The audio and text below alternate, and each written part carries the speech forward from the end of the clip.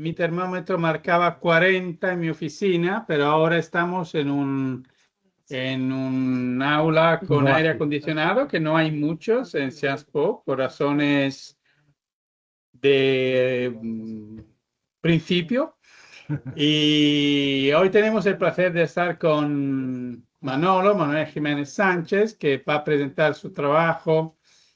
Manuel es profesor de Sociología Política en la Universidad Pablo de Olavide en Sevilla y va a presentar su trabajo sobre el ciclo de protesta del 8M y un análisis particularmente interesante porque es de los primeros que utilizan IA para analizar las movilizaciones feministas en España. Entonces, Manolo, gracias por estar aquí No. y por tu presentación.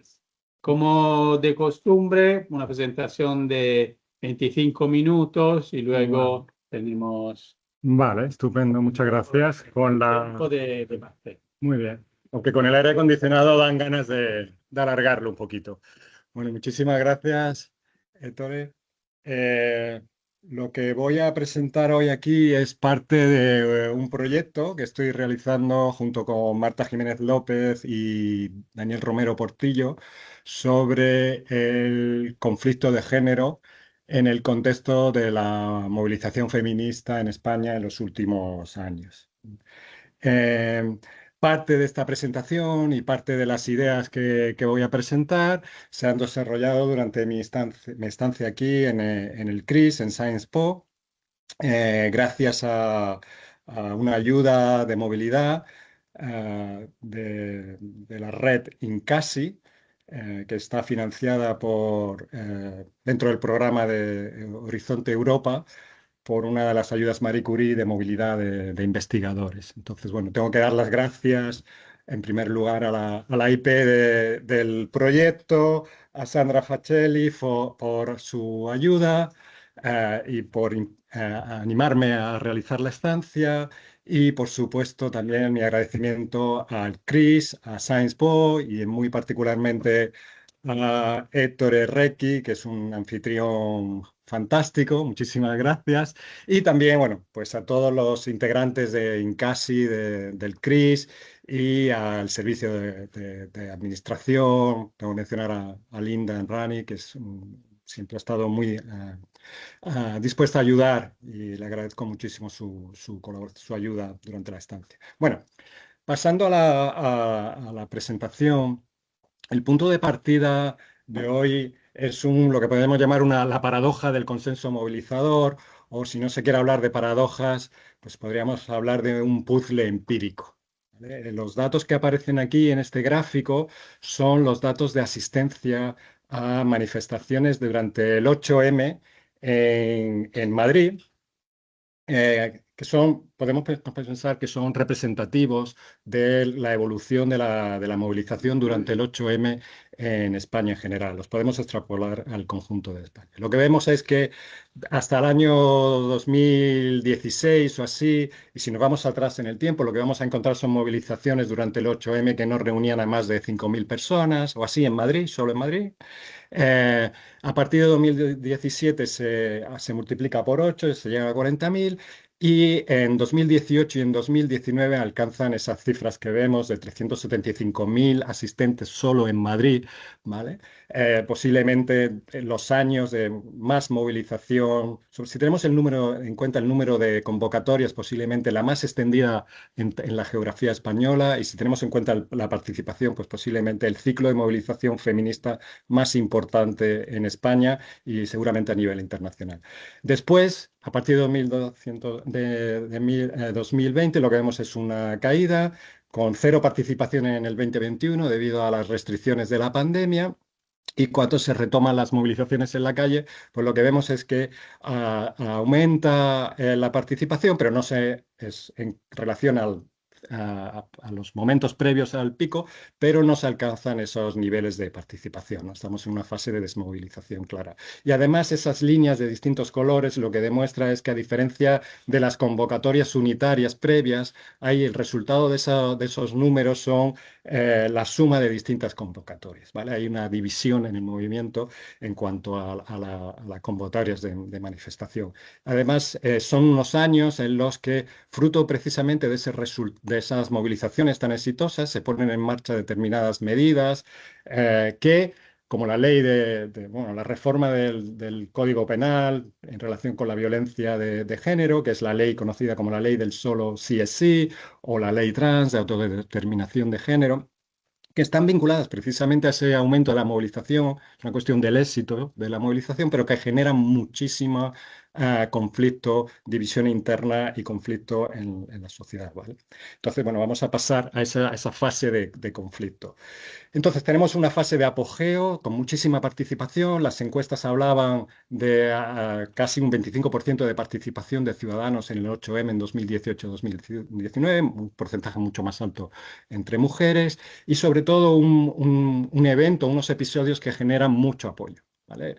Son muy conocidos. En una encuesta del 2019 un 80% de la población estaba al tanto de la celebración de estos eventos y una mayoría, un 70%, le generaba sentimientos positivos. Los sentimientos negativos en ese momento se reducían a un 15% y otro 15% que no sabía posicionarse, seguramente fruto de esa espiral de silencio que genera cuando tenemos un consenso movilizador tan potente. En cambio, si nos vamos 2 o 3 años más tarde al tema de las actitudes, no solamente cae la participación, sino que también se produce un cambio en términos actitudinales. Aumenta el porcentaje de personas que consideran que estas manifestaciones sirven para poco. eh, Hay un aumento importante de las personas que consideran que el feminismo ha ido muy lejos, demasiado lejos, y un porcentaje muy alto, o se multiplica el porcentaje, especialmente entre hombres, que piensa que ya hemos conseguido la igualdad. Entonces, este es el puzzle empírico que queríamos comprobar, que es cómo explicamos este cambio tan rápido y tan radical. Eh, y para buscar la respuesta, pensamos que lo que tenemos que hacer es estudiar cómo las dinámicas de movilización, desmovilización y contramovilización se relacionan entre sí. ¿Vale? Para eso proponemos un modelo, nuestra propuesta teórica es lo que hemos llamado el modelo de concomitancia de las dinámicas contenciosas. Un poco una matización o un cambio al modelo tradicional del ciclo de protestas, que es un modelo secuencial que entiende que primero va la movilización, luego la desmovilización y la contramovilización, y sobre todo que tiende a estudiar estos eventos, estas dinámicas de manera aislada. Nosotros proponemos que estudiarlas de manera conjunta, pensando que el apogeo, el momento de más movilización, no es un momento de hegemonía total, es más bien un momento de consenso aparente, de máxima atención, donde ya encontramos los ingredientes que nos ayudan a entender la desmovilización y la contramovilización. ¿Vale? Eh, Articulando esta propuesta teórica en formato de tesis, podemos pensar en 3 tesis. La tesis de la coexistencia, que vendría, simplificando mucho, a pensar que los oponentes ya están presentes en el apogeo.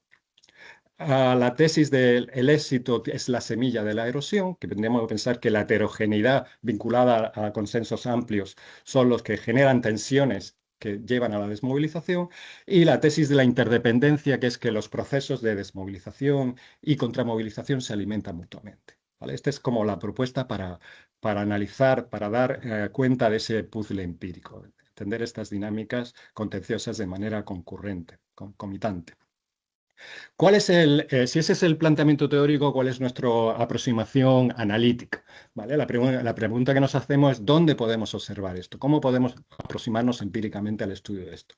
Entonces, hemos elegido los medios. Los medios generan una arena contenciosa, ¿no?, en sí mismo, y ofrecen una ventana de observación ideal para ver cómo se relacionan estas dinámicas. Entendemos que los medios seleccionan y amplifican determinados conflictos, son actores también dentro de la configuración de esos conflictos, pero nos ofrecen, este es el punto, una ventana al que mirar cómo estas dinámicas se relacionan. ¿Qué es lo que en concreto tenemos que observar? Pues la disputa sobre la imagen pública del movimiento. ¿Qué es lo que se dice del movimiento, de las protestas, en este caso del 8M, y qué elementos de esa imagen pública son los que se debaten? ¿Cómo? Pues necesitamos una herramienta conceptual analítica, y la que hemos elegido es la propuesta de Wung, que es una propuesta de Tilly, que para el que no esté familiarizado, básicamente lo que establece es que las protestas, hay una serie de rasgos que podemos encontrar en las protestas que nos ayudan a entender su impacto, la influencia que pueden tener, la consecución de sus objetivos, sean estos movilizar a sus bases, sean influir en la opinión pública, sean movilizar a las autoridades, ¿vale? Y nos ofrece esa posibilidad de no medir tanto, no tanto medir el impacto del movimiento, sino cómo esos elementos están presentes en la configuración de su imagen pública, ¿vale? WUNC es un acrónimo que viene de estas palabras en inglés: Worthiness, Unity, Numbers and Commitment. Y lo que quiere decir es que para Tilly un elemento, una protesta es potente, es influyente cuando se presenta como legítima, tanto en los medios, por ejemplo, no usa la violencia, como a sus actores se les ve como legítimos, sus demandas, cuando aparece cohesionada, ¿vale? Cuando cuenta con el apoyo de los números, ¿vale? Cuando hay mucha gente o la mayor parte de la gente está implicada, cuando aumenta la participación. Tiene este elemento del commitment, de la persistencia o la perseverancia, incluso cuando hay un coste asociado o vinculado a la duración de las protestas. Y también un elemento que no está en la formulación inicial de Tilly, pero sí en otros autores que lo han utilizado posteriormente, como Wouters, el elemento de la representación, de la diversidad. ¿En qué medida es diversa esa protesta? ¿Vale? Nosotros lo que usamos estas categorías, estos atributos, para ver cómo se disputa esa imagen pública del movimiento. ¿De acuerdo? Necesitamos mecanismos también. Entonces, bueno, pues muy brevemente, para explicar cómo funcionan estas dinámicas, podemos pensar que que actúan distintos mecanismos que nos ayudan a entender la dinámica y la interacción entre estos elementos de movilización, contramovilización y desmovilización. Unos mecanismos que hemos llamado WUNC, ¿vale? Que son endógenos, que se generan de manera automática cuando se van consiguiendo, ¿no? Cuando se adquieren determinadas propiedades, y unos mecanismos que llamamos mediáticos, que siguen la lógica de los medios de comunicación de que el conflicto es atractivo. En cuanto a los mecanismos WUM, por ejemplo, a partir de una situación de consenso movilizador, donde los números y la diversidad son muy positivos, eso implica mayor heterogeneidad hace que las tensiones, las divisiones entre los protagonistas, entre los promotores de la protesta, cada vez sean mayores, y en un contexto de éxito, por ejemplo, hemos visto aquí que se aprobaban leyes, había efectos de esa movilización, hace que esas tensiones sean más difíciles de contener o se hagan más visibles. Y eso termina de esa manera endógena, erosionando la unidad. ¿Vale? Y de esta manera podríamos explicar, por ejemplo, los procesos de desmovilización. Pero a estos mecanismos se unen los mecanismos mediáticos que tienen que ver con la idea de que cuando un movimiento, por ejemplo, el feminista, obtiene visibilidad, es una oportunidad para los oponentes para hacer visibles sus demandas, ¿vale? Con este mecanismo de que el conflicto es lo que le atrae a los medios de comunicación, ¿vale?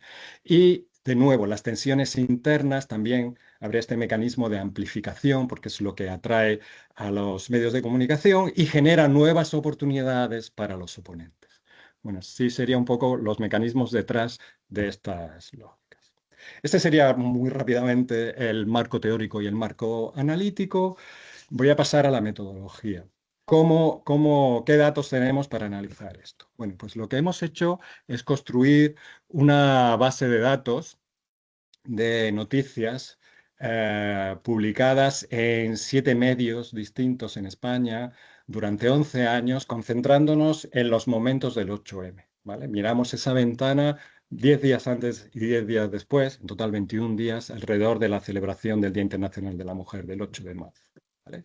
Lo que buscamos en la selección de los medios es que hubiera diversidad, ¿vale? Y ahí, bueno, pues podemos ubicar en el espectro ideológico a los distintos medios que hemos utilizado.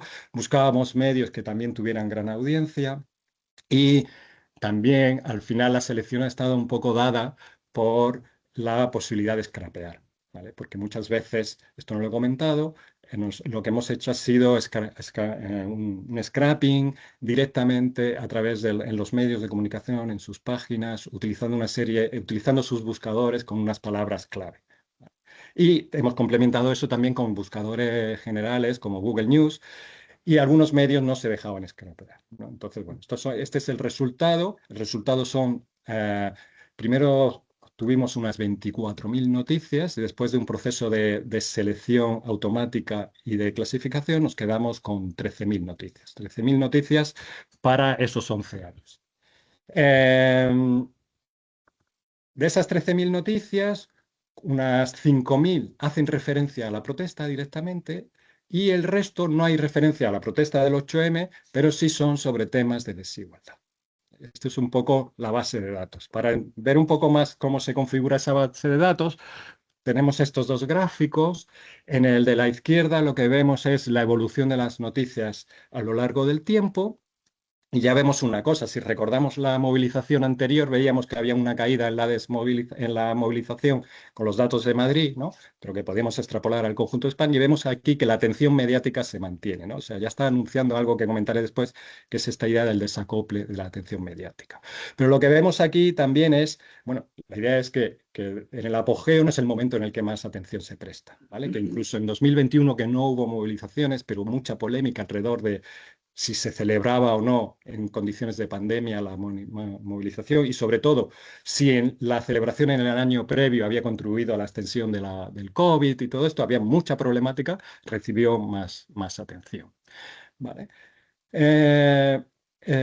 Si nos vamos a los datos que aparece la distribución por medios, pues lo que vemos es, por un lado, que el nivel de atención a estos temas, tanto de desigualdad como de protesta, varía según el medio. Eso tiene que ver o bien con el propio tamaño del medio, que su web tengan más noticias o menos noticias, y también posiblemente con la línea editorial de cada medio. Lo que aquí podemos llamar la atención, me gustaría llamar la atención, es que son los medios que se sitúan en los extremos ideológicos, los más conservadores y los más de izquierdas, son los que proporcionalmente dedican más atención a la cuestión de la protesta. Vale. Bueno, este es el corpus, estas son las noticias. Nosotros lo que hicimos fue aplicar un marco de clasificación automático, como estaba comentando, ¿no? Con unas instrucciones que se le daban a la IA.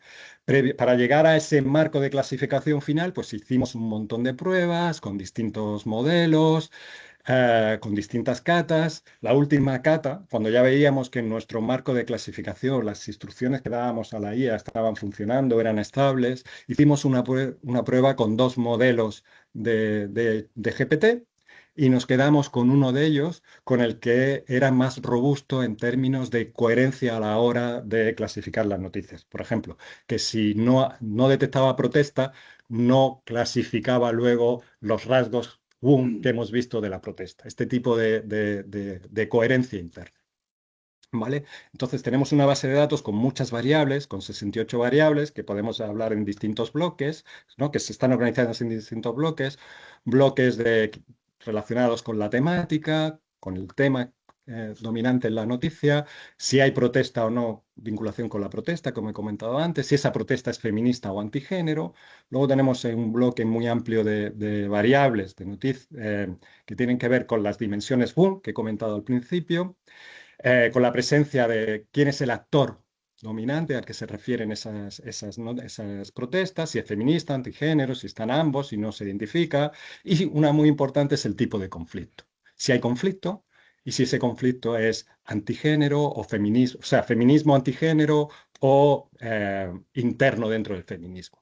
Y también tenemos una serie de variables relacionadas con el encuadre, que lo que miran es la presencia de elementos de discurso antigénero y la valencia, que tiene que ver con si la noticia, el medio, enmarca positivamente o no esa noticia. ¿Vale? Bueno, pues con estos datos, esto me lo voy a saltar, hemos empezado a hacer los análisis. De momento tenemos unos resultados preliminares que, bueno, pues a lo mejor es un poco decepcionante después de haberme escuchado hasta aquí, porque cosas que no hemos todavía analizado, pues entre ellas es los temas, ¿vale? La cobertura de los temas de desigualdad. Creo que hubiera sido fantástico poder realizar ese trabajo aquí durante la estancia. A lo mejor tengo que hacer una segunda estancia para ver, clasificar bien los temas de desigualdad, me estoy autoinvitando, los temas de desigualdad, cómo se relacionan con las dinámicas de las que estamos hablando, cómo evolucionan en el tiempo. Eso requiere una clasificación nueva de las noticias. Tampoco hemos analizado todavía las dimensiones boom, que son el elemento central del proyecto. Tampoco hemos explorado del todo las diferencias entre medios y tampoco hemos profundizado en un análisis más cualitativo de los discursos que hay detrás de la división, del discurso del backlash y todo esto. ¿Qué es lo que sí hemos hecho? Los análisis que hemos empezado, pues hemos analizado la variable protesta, si es feminista o antigénero, el tipo de actor también, el tipo de conflicto, si cuando hablan de un conflicto interno, de división interna del feminismo, o es un conflicto feminismo versus antigénero, la presencia de elementos de antigénero en el discurso, el backlash y la valencia. ¿Vale? Estos son lo que hemos hecho. ¿Qué nos permite estos análisis que llevamos de momento? Dentro de las tesis del modelo de la concomitencia, nos permiten decir algo sobre la tesis de la coexistencia, la tesis sobre el éxito genera la propia erosión, ¿no? Es la semilla de la erosión, y tampoco vamos a decir nada sobre la tercera tesis de la interacción, de la interdependencia entre los movimientos. ¿Vale? Entonces, bueno, lo que voy a mostrar son algunos resultados en esta línea. ¿Vale? Primero, relacionados con esta tesis de la coexistencia. ¿Vale? Recuerdo, el apogeo no es un momento de hegemonía, sino es el momento de máxima tensión. ¿Vale? De ahí podemos derivar una serie de hipótesis. Una puede ser la del desacople mediático, que ya he apuntado un poquito antes. Otra es la de la conflictualización temprana. ¿Vale? Si esperamos que en el apogeo ya esperamos conflicto, o muy pronto, y también esperamos un backlash creciente y temprano. ¿Vale? Esas serían las tres hipótesis que podríamos comparar. Más adelante podremos comprobar, cuando analicemos las variables del Wunk, pues la idea sería comprobar en qué medida el polo de movilización, la movilización en términos positivos, en términos de número y de unidad o diversidad, que aparecen de manera simultánea a señales tempranas de erosión, como puede ser división interna o fragmentación, ¿vale? Pero eso no lo vamos a ver. Vamos a ver desacople, conflictualización temprana y backlash creciente.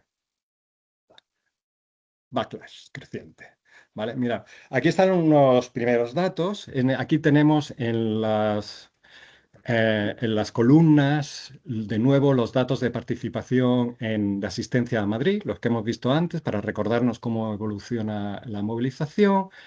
Y en la línea azul lo que vemos es las noticias sobre protesta 8M, sin diferenciar si son antigénero o feministas, ¿vale? Y lo que vemos de nuevo es esto, ¿no? La idea del desacople, en el sentido de que aunque las noticias sobre protesta bajan, no bajan en la misma medida que, las movilizaciones, ¿vale? Y hay picos que están fuera de ese momento de máximo apogeo. Quizá lo más interesante aquí es la línea naranja intermitente, que se refiere a qué porcentaje de esas noticias sobre las protestas hablan de conflicto. Son conflictuales. Y lo que vemos es que el conflicto aparece desde muy pronto, desde el principio, y se mantiene alto después. O sea, la cobertura se va centrando en los temas conflictivos. ¿Vale? O sea, esa sería una primera forma de abordar la tesis de la coexistencia. Una segunda sería con estos datos. Los datos, la línea azul, lo que muestra son las protestas antigénero, ¿vale? Y lo que vemos es que ya están presentes coincide ¿no? la aparición de estas protestas en número con el momento del apogeo, o sea, la contramovilización está presente en ese momento de máxima movilización y se va extendiendo en el tiempo el número de protestas. Esa es la línea azul, y la línea naranja intermitente lo que refleja es la presencia en esas noticias sobre la protesta de discursos antigénero. ¿En qué medida hay referencias al discurso antigénero? Y de nuevo, aunque es más oscilante, lo que vemos es que los discursos antigénero están ya desde el primer momento, desde el pico en 2018 y sobre todo en 2019, y luego con oscilaciones un poco se mantienen en el tiempo. Aquí una cuestión. Que hablen de antigénero puede ser para criticarlo, ¿vale? Los medios de comunicación, esto lo que mira es que el discurso sobre el antigénero está ahí presente, ¿vale? Y está presente desde el principio. Bien, eso en cuanto a la tesis de la coexistencia. Tenemos esta otra tesis del éxito como germen de la erosión, que viene a seguir esta idea que hemos planteado antes de que el consenso movilizador, ese momento de mayor heterogeneidad, dispara las tensiones internas, sobre todo si hay éxito, se hacen más visibles y de manera casi endógena se produce una erosión de esa imagen pública. Para articular esto en términos empíricos, podemos pensar en una serie de hipótesis. Una hipótesis sería la fragmentación interna. Tendríamos que ver cómo las divisiones internas dentro del movimiento ganan centralidad. Y otra es el deterioro de la valencia sobre las protestas. En qué medida el discurso en los medios empieza a ser más negativo sobre las protestas feministas. ¿Vale? Entonces, bueno, y si miráramos los elementos boom, pues lo que esperaríamos es que en los años de mayor diversidad, que se describe esa imagen pública del movimiento como diverso en términos positivos, enseguida, perdón, deberían dar paso a discursos sobre esa diversidad como algo negativo. ¿Vale? Pero bueno, esto no lo vamos a ver la idea de la fragmentación interna, las divisiones internas ganan centralidad y el deterioro de la valencia. Para eso tenemos estos datos. Esto es la variable de conflicto que he comentado previamente. Son áreas apiladas. El área verde lo que muestra son las noticias sobre la protesta 8M que no son conflictivas, ¿vale? Y lo que vemos es que a lo largo del tiempo, que cuando estamos en el pico ya empiezan a bajar, ¿vale? Y que van bajando a lo largo de todo el periodo.